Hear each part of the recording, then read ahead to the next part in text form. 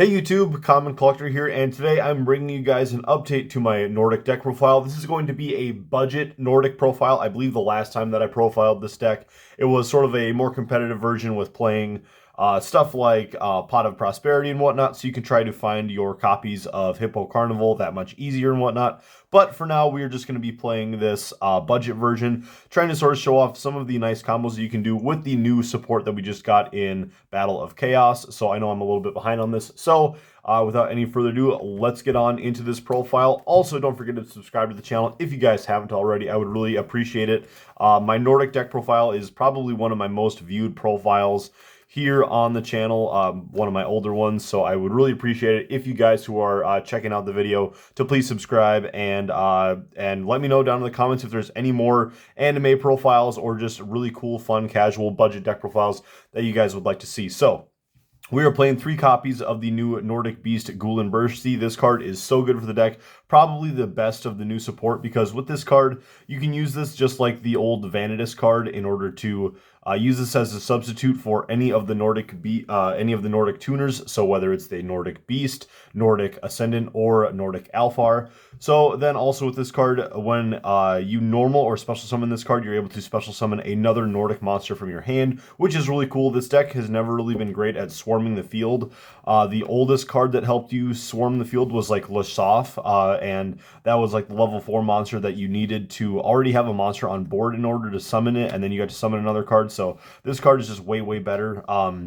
I'm really not sure what the plan with that card, that older card, was, because yeah, you never had an extra monster on the field in order to get that unless you were already on turn 2. So this is just inherently better. Also with this card, while it's on the field once per turn, you're able to target a Nordic monster in your graveyard and add it back to your hand. One of the best targets to do that with is your Nordic Smith Ivaldi, because with this card, if you control an Azir or a Nordic monster, you're able to special summon this card from your hand. I'm really glad that they made that distinction, that it can be either a Nordic or an Azir, because a lot of the times they'll just sort of say like Nordic or Azir. So it's nice that they're kind of finding out that we want the support for both, like that you're able to special summon back Azirs and or Nordics or something. So I really like that, that the support is kind of getting a little bit more generic for the archetype at least. And then with this card, when it's normal or special summon, you're able to add one of the Nordic relic cards from your deck to your hand. And we also just got 2 really nice new Nordic relic cards, so we will get to those in a bit, but those 2 cards just really help for helping to spam the board a little bit more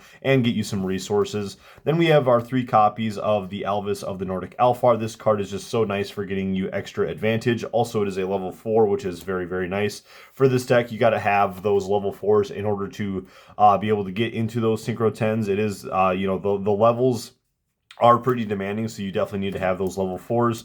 3 copies of the Tanjuster of the Nordic Beast. This card is just really nice because when one of your monsters is destroyed by battle and sent to the graveyard, you're able to special summon this card out onto the field. And then also when it changes battle position, you're able to special summon a Nordic Beast monster from your deck. It doesn't come up too often. Generally, you're just going to use this as synchro material, but overall it is still really nice to have it. 2 copies of Vanitas. I was trying to cut this down to 1, but I just really wanted to have as many resources as I could. Also, you need the Nordic Ascendants for your Odin to come back, and Odin's going to be the one that your opponent's going to try to destroy the most often. So you have to have a Nordic Ascendant tuner in the graveyard in order to bring your Odin back from the graveyard when your opponent destroys it. So it's really just great to have these set in your graveyard. Also, this is like the original synchro substitute, so with this card you're able to use it for the material for anybody. 1 copy of Guildfax. You really don't need to play this card, but I just wanted more Nordic names, so I kept trying to cut one of these cards to make it a tight 40 card deck. This deck is still 40 cards, but I maybe got rid of some cards that I didn't want to, because I just wanted to have as many monsters as I could, so I could always try to get into the Gulvig, the Link monster. Then we're having 1 copy now only of the White Goat. Still, the White Goat is really nice to get out onto the field, especially if you're able to use that Tanjoster effect in order to get into the Tangrisner. So overall, it's still really nice to just play 1 of that. It's an extra level 3, plus we are playing Rescue Rabbit, or Rescue Cat in the deck, sorry. So with the Rescue Cats, you would actually theoretically be able to get all 3 rescue cats off in the deck now that we're playing the Ghoul and Bursty. So overall, it's kind of nice to just sort of have that extra 1 name. So you could possibly get off like 2 or even possibly 3 of your rescue cats in a duel. 1 copy of the Mimir, the Nordic Ascendant, 1 copy of Dverg, and 1 copy of the Mara of the Nordic Alfar. This card is kind of cool actually to be playing in here. I don't think I was playing this in my last build, but with this card, if it's used as your synchro material for a synchro, or the other 2 synchro materials need to be in your hand for Nordics, but it is still really cool if you basically get this and then 2 level 4s. So like if you have like 2 Alvises or like an Alvis and an Evaldi, then you're able to use those 2 in order to go into your Loki. So it doesn't come up too often, but still it's really nice. Or you can always just send this to the graveyard for your Vanitas to become a level 2. Also, that's why we have the Mimir in here, which is kind of nice. 3 copies then of our rescue cats. Finally getting into these. This is just a really nice way to spam out and get an extra resource to the field, because it's fine if you open up with the Ghoul and Bursty and then you're able to go into your main combos, but if you can go into rescue cat and then rescue cat into Ghoul and Bursty and the Tangrisnir, then that's even better because you're just getting that extra monster onto the field. Then getting on into the spells, we're playing 3 copies of the Hippo Carnival. This is the best spell card in the deck. Don't let anybody tell you any differently, because if you guys don't know how this works, I'll just try to explain this really quick. With your Link monster, when it is summoned, you're able to send, let me just make sure that I get the right nomenclature here. So if this card is Link summoned, banish up to 3 cards from your hand and or field. And if you do special summon Nordic monsters from your deck into defense position, and then that's going to allow you to get into your synchros. And then also for the rest of this turn, you cannot special summon monsters except for Azir's, or normal summon or set any monsters. So the big thing with this, for those of you guys who don't know, basically what you do is that you summon this out onto the field, and then you chain Hippo Carnival from your hand or field, and then that is going to, so you're chaining to the summon. So then as the chain resolves, that's going to get your 3 Hippo Carnival tokens out. This card does say that while the Hippo tokens are on the field, you're not able to special summon from the extra deck, but that's why it's so important to chain to the summon. So you summon this, you now have your thing out from the extra deck. You chain this, you get your 3 tokens. Now, obviously, this says that when this resolves, you're not able to special summon anything else except for like the Azir monsters, but that part has not yet resolved, which means that you get your 3 Hippo Carnival tokens, then you tribute off those tokens to get your 3 Nordic monsters from the deck, and then everything is totally fine. It does not interrupt anywhere in the combo process, as long as you chain to the summon, and then everything should resolve as needed. So if you you have to chain to the summon. You can't do it anywhere else in the combo line. You can't like use this before you go into the Gulvig. Then 3 copies of Regeki. This is still fairly budget. I know that it climbed up a little bit in price, but it did settle down a little bit.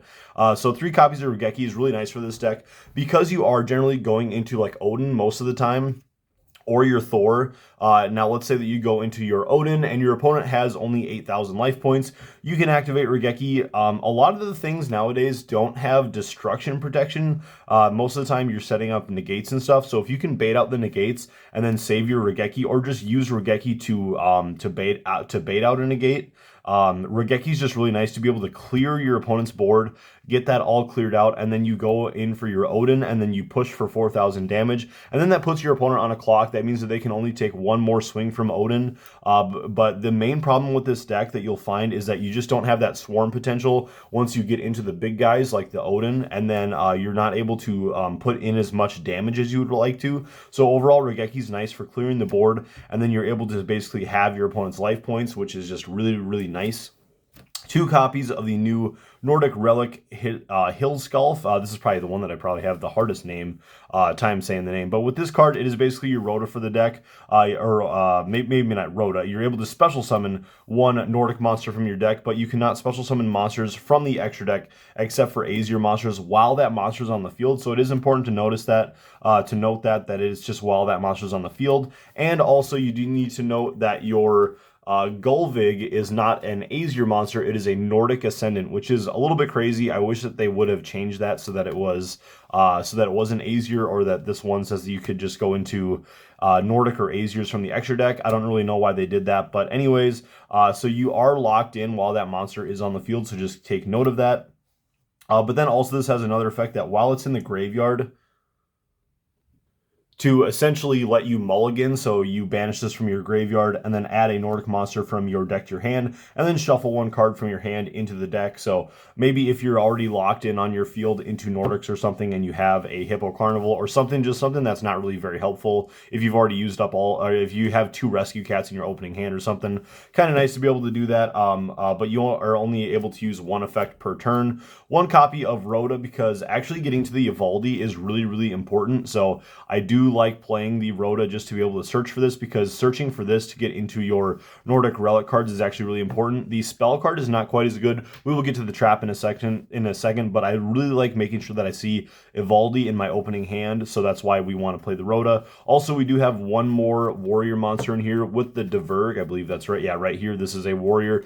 So if you really need to get into that Diverg, if you already have the Evaldi, it is kind of nice to be able to do that. 1 copy of Instant Fusion. This is basically an extra Call by the Grave for the deck, and we are playing the 1 copy of Call by the Grave. But this is just really helpful because you can go into the Millennium Ice Restrict and then make it so that your opponent can't use Nibiru or anything like that on you. And then 1 copy of Monster Reborn, just to finish off the spells. Getting on into the extra deck, we're playing the best trap in the deck, which is the Nordic Relics Fallen.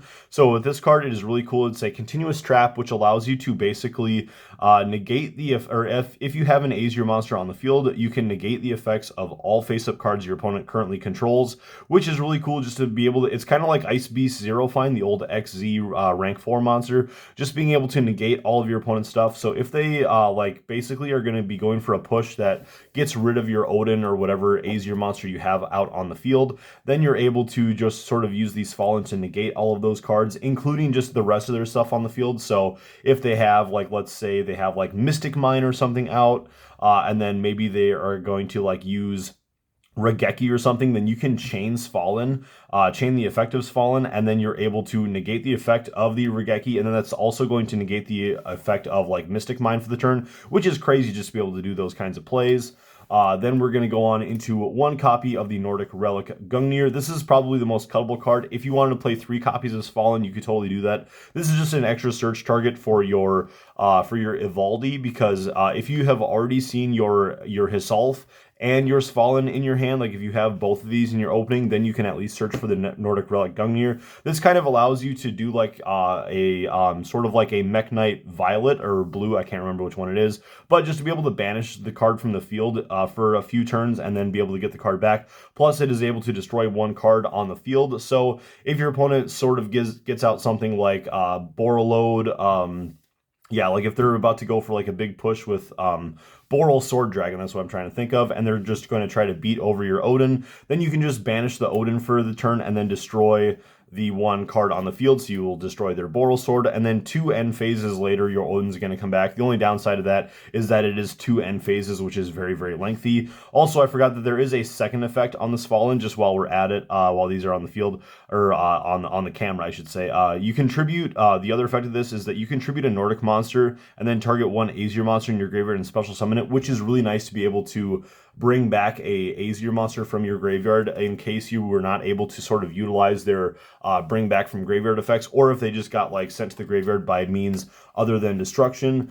3 copies of Infinite Impermanence. This is the hardest card in the budget, but overall Imperm is really, really, really nice in this deck, just to be able to get something out there that is going to negate your opponent's stuff. We already do have like the Svalin, so if you guys can't afford Imperm, that's totally fine. You guys can play more Nordic names. You guys could play a 3rd copy of Svalin and then like 2 of anything else. Like if you guys want to play 2 copies of Effect Veiler or 2 of whatever else, but overall Imperm is just really nice. If your opponent gets out like an Appaloosa or something against this deck, it's really, really detrimental. So if your opponent ends with like Appaloosa, you can just use Imperm in the opening of your hand, negate the Appaloosa, and then just go in for all of your Nordic plays. So that's sort of why Imperm is in here. But if you guys can't afford it, again, this is the highest card, most expensive card in the deck. So you guys can still work around your budget for that. We then, getting on into the extra deck, finally, we have 2 copies of our Odin, Father of the Azir, the Big Daddy himself. This card is just so, so good. 4,000 attack, can negate the effects, or can be unaffected by spell and trap cards for the whole turn. Someday I'm really hoping that this deck gets a field spell like Tower, or the Orchestrated Babel, which basically would allow all of your Azir monsters to be able to use their effects as quick effects, which would be really cool. So this card just gets unaffected by spell and trap cards during your turn, which is a little bit weird. So then also when this card gets destroyed and sent to the graveyard, then you're able to bring it back by banishing a Nordic Ascendant tuner from your graveyard, and then you get to draw a card, which is awesome. Then getting on into Thor. Thor is also super duper good, being able to negate the effects of all of your opponent's monsters. And then also when this card gets brought back from the graveyard by banishing a Nordic Beast, then you're able to inflict 800 damage to your opponent, which isn't super huge, but it does add up over time. Then we're going to get on into our one copy of Loki. You gotta be playing at least the one copy of Loki. These are sort of like the ratios that a lot of people like. 2 Odin, 2 Thor, 1 copy of Loki. Loki just to handle your opponent's traps. Then we have our 3 copies of the Gullvig of the Nordic Ascendant. This card is super duper good. I already sort of explained what this card does. But again, if you are able to use this in unison with your Hippo Carnival, it's not an auto win, but it really helps mitigate your loss from your hand or field. Then we have 1 copy of Dark, the Dark Charmer Gloomy. If you guys can't afford this card, I know that it is new and it is kind of climbing, even though it's just a super rare. But this card is super duper nice, especially if you're playing up against an opponent's deck that is playing something a little bit more meta, like the Destroyer Phoenix Enforcer, and then they use Destroyer Phoenix Enforcer and get it into the graveyard. Then you're actually able to use this. We are playing quite a bit of darks in the deck with the Alvis of the Nordic Alfar and your Vanitas and also your Mimir. So we're playing quite a bit of darks. So that does mean that if you can go into the Dark Charmer Gloomy, and then that means that you're able to steal your opponent's DPE if they are playing stuff like that.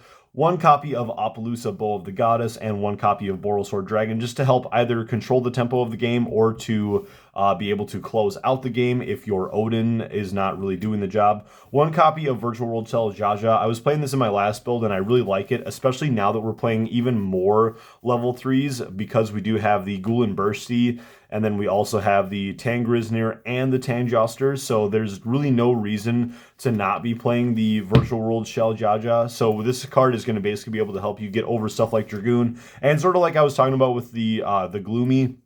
If you're playing this as sort of like a budget build against other rogue decks, your opponent is probably playing still some rogue stuff like Red Eyes Dark Dragoon, so this card is going to help you to get over those kind of threats. 1 copy of Millennium Eyes Restrict, that is your instant fusion target. 1 copy of Black Rose Dragon, and then 1 copy of Shen Shen of the Virtual Worlds.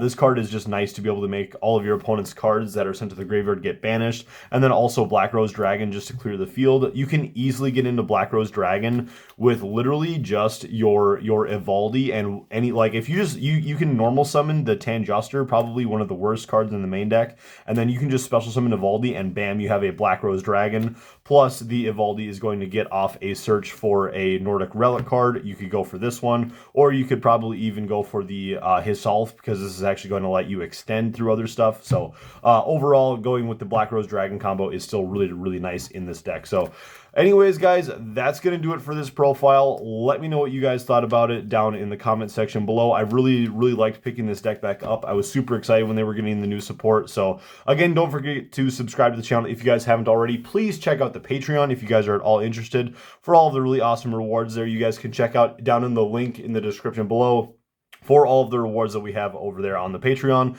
Again, please subscribe if you guys haven't already. I would really appreciate it. Give this like a thumbs up, and we'll catch you guys for the next one. Peace.